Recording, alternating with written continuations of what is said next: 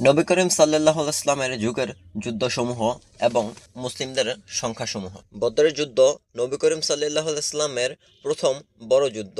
তখন মুসলিমদের সংখ্যা ছিল ৩১৩ জন, কুরাইশ ছিল ১,০০০। মুসলিমদের বিজয় হয়। ইসলামের ইতিহাসে একটি গুরুত্বপূর্ণ মোড় বদরের যুদ্ধ। দ্বিতীয়ত, উহুদের যুদ্ধ।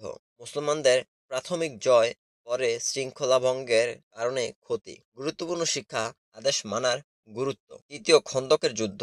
মদিনা রক্ষায় পরিখা খনন, শত্রুরা ব্যর্থ হয়ে ফিরে যায়। খোলাফায়ে রাশিদিনের যুগ ৬৩২ থেকে ৬৬১।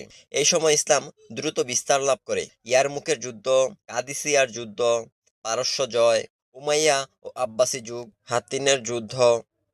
নেতৃত্বে ছিলেন সালাউদ্দিন আইয়ুবী। ওসমানীয় সাম্রাজ্য, আধুনিক যুগ অর্থাৎ ঔপনিবেশবাদ বিরোধী সংগ্রাম, বিভিন্ন দেশে স্বাধীনতার যুদ্ধ। মুসলিমদের যুদ্ধের ইতিহাস